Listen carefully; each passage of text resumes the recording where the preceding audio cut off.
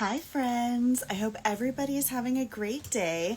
I wanted to check in with y'all because it's been a long time since I've talked to you about books, and I'm recovering from a cold and I've been wanting to talk to you about books for a long time, but my voice has not been the best. So if I get a little bit squeaky or a little bit horsey, I apologize in advance, but I finished 3 fabulous books last week and I want to talk to you about them.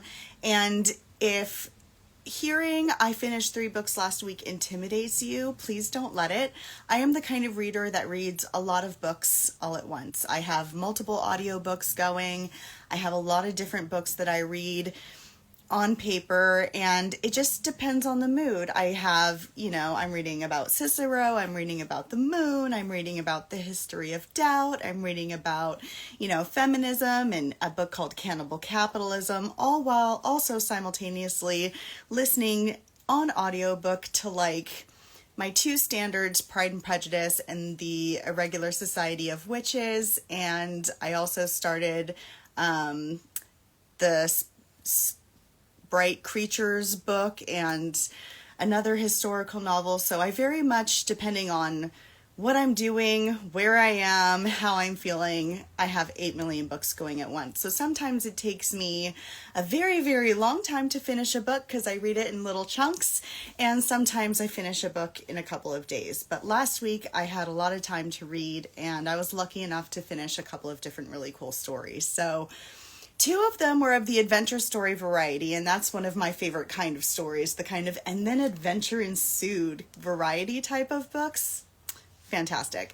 But the 3rd book that I finished was just a master of the storytelling craft, and it was just absolutely wonderful. So I wanted to make sure that everybody knew that these books exist because I loved them.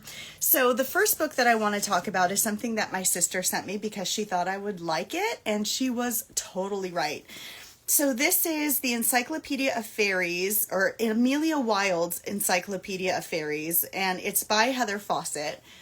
And it is a lovely little read, and in this kind of climate, I was really looking for a adventure ensues, get your mind off of things, kind of fun read, and this definitely fit that bill. And it was one of New York Times' most notable books of the year, and it is a fun little read. So the essence of this book is so we're in the early 1900s, and it's the real world, but it's the real world in which we have discovered that fairies exist. The fairy realm exists. Fae are real. Fae, as in Fae, are real, and this particular person, Emily Wild, has decided that she's an up-and-coming intellectual and a scholar, so I love her immediately. And she's decided that she's going to write the first, all-encompassing encyclopedia of all of the different types of fae that exist in the known world in which she exists. And then from there, adventure ensues, and it's really fun. It's not the best in terms of writing. A little bit of it is, you kind of read enough of a certain type of story and you're like, oh, this is going to happen. Oh, this is going to happen. But in the most enjoyable way. And you're like, oh, this is just a delightful, palate cleansing, fun little read. And I really, really enjoyed it. So, and it's a beautiful book. And we love a beautiful book. So Emily Wild's Encyclopedia of Faeries by Heather Fawcett. Loved it. Adorable. It ticks if you love fairies. It ticks if you love solving a mystery. It fits if you love a historical drama. It fits if you love an love story type business and a go-getter feminist type of attitude. It's really, really fun. If you like Victoria Speedwell mystery novels, you'll probably like that if you also enjoy fantasy. So lovely. Another book is coming of that particular series, so looking forward to kind of having more adventures with these particular folks. The other adventure book that I finished last week was called Harly Merlin and the Secret Coven. And this is by Bella Forrest. And this is, again, another one of those adventure stories. You kind of meet people and then adventure ensues, which is fun and great to get lost in and a really fun read. Similar to the last book, I will say some of the particular plot lines I've seen before. They were a little bit trite and expected, but again, super fun. And like the last book, we're expecting more of this series. I think more of this series already exists. In fact, I'm pretty sure it does.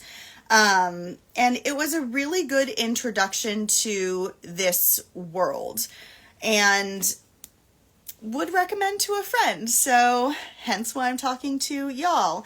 So in this particular world, similar to in the last book, it is the quote-unquote real world, and they are in California and I'm in California. It takes place in San Diego, a place I've spent a lot of time in, so it was, fun for me in that way. If you've never been to San Diego, it doesn't particularly matter. It was just a fun thing for me.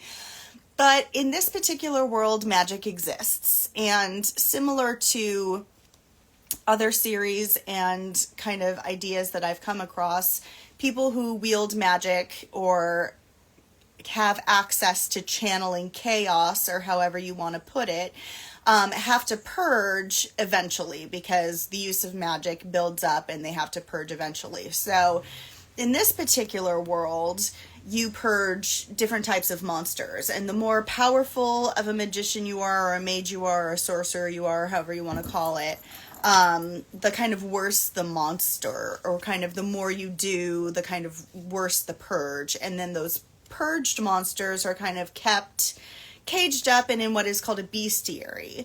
And in this book, they break out, and again, adventure ensues, and it's super fun. So, you get to find out who this Harly person is, how she, finds out about this secret coven of witches or sorcerers or whatever that she comes into contact with, and how that affects her life. And it's just a fun, interesting way to escape the world for a couple of hours or a couple of days or a couple of months or however long it takes you to read this book. I enjoyed it. I thought it was fun. So 2 kind of really fun adventure ensues kind of books. Harly Merlin and the Secret Coven by Bella Forrest, and Amelia Wild's Encyclopedia Faeries by Heather Fawcett. So 2 just fun reads, palate cleansing, not that serious, a good fun time. Now, the third book that I finished last week is called The Starless Sea, and it's by Erin Morgenstern. And I'm not going to lie, this is the first time I was able to actually finish this book. I started this book a long time ago, got like 3/4 of the way through it, and then never actually finished it. And then I picked it up a few months ago, and then I did partially, I read it, partially I did it on the audiobook. And I think part of it was because it was so big, so it was helpful for me to get through different parts of it while I was, out on my walkies or doing my errands or whatever. But it is a truncated story, and when you get to the end, you're like, oh my God, that was brilliant.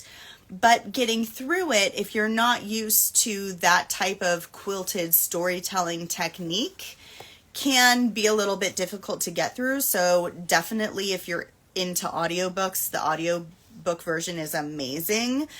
But I will also say that going through it the second time, I knew what I was getting into, number one, and I was also able to kind of see a little bit more about where the story was going, so I was more excited to get to the end on the second reading. So I was a little bit less distracted, a little bit more motivated to get through it, and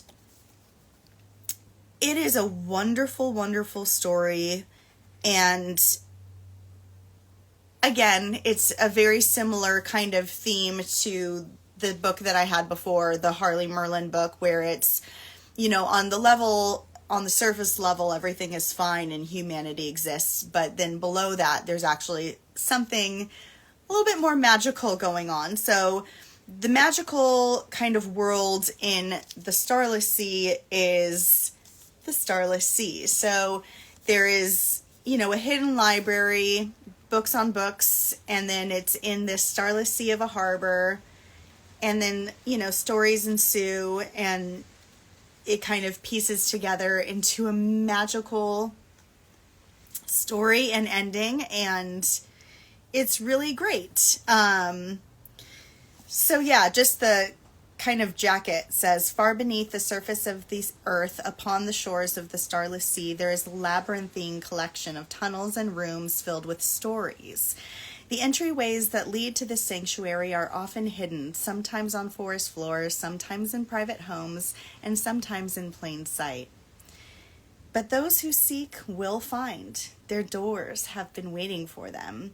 And then it goes on to say, the Zachary Ezra Rollins person is searching for his door, and he follows the siren song and is taken into this other world, and then adventures ensue from there. And it's a really, really fun read. If you have heard of Erin Morgenstern before, she also wrote The Night Circus, which also did very, very well. I think this book has won some awards, but The Night Circus kind of made a really big splash when it came out. So this I got through much more quickly. If you're looking to start with something magical storytelling of the most magical degree, not quite as long as The Starless Sea, same author, and again, magical storytelling and another beautiful book. And yeah, this is about a magical circus and two magicians that try to meet in the middle, and it's magical. But yeah, I hope everybody is doing well, and I just wanted to catch up with you about some of the books that I was able to finish last week, and I hope to talk to you soon. And if you're reading something fabulous, let me know if I should read it too. Bye.